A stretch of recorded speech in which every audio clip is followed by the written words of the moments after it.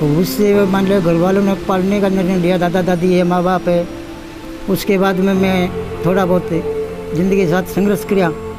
तो मैंने स्कूल में दाखिला के लिए मैं मास्टर के पास गया था। मास्टर ने स्कूल में दाखिला देने के लिए एक बार इनकार कर दिया। उसी टाइम में मैं मायूस हो गया। फिर सोचा मैं कि कुछ न कुछ करके दिखाएंगे, लेकिन घर की स्थिति थी बहुत ज़्यादा कमज़ोर थी, इसलिए घर वाले भी नहीं पढ़ा सके। ये टेलरिंग का काम जी मेरे को हो गया समझे 22 साल। और पहले तो पहले बात ये है जी कि जब मैं टेलर के पास गया था फतेहाबाद, तो वो मेरे को सिलाई सिखाने के लिए भी नाट गया था, भाई तेरे हाथ भी नहीं है तू सिलाई कैसे करेगा।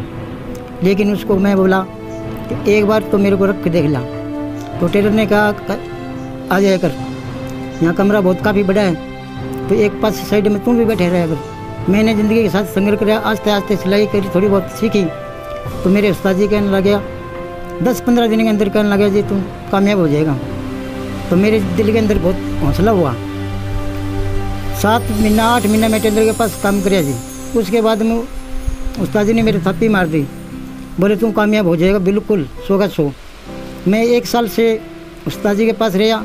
उस्ताद जी ने बाद में बोला कि जाओ गांव में दुकान कर लो और आपका कमा के खाओ। मैंने गांव में आकर दुकान खोली जी। दुकान खोली, उस टाइम में मैं गेट बंद करके सिलाई किया करता था जी। तो आस्ता आस्ता किसी को पता नहीं है, फिर आस्ता आस्ता किसी को पता चला, तो जो मेरे पास कोई आता नहीं है जी, भाई ये तो कभी पैरों से सिलाई करेगा, कपड़े ख़राब नहीं करते जी।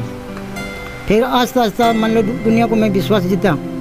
उसके बाद में अब मेरे पास तो आते हैं जी, काफ़ी लोग आते हैं जी। अब वो पहली बात नहीं है जी, सभी को मैं विश्वास दिला चुका हूँ।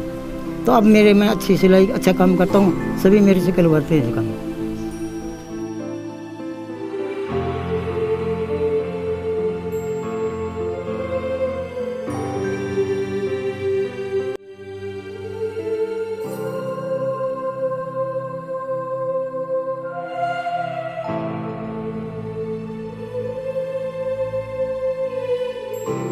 यही कहना चाहता हूँ जी मैं कि सरकार से जो कोई मेरी सहायता है, जैसे कोई पेंशन बढ़ता है कोई या कहीं और है, या मेरी कोई सहायता कर दे, तो मैं सरकार का बहुत बहुत धन्यवाद मानता हूँ।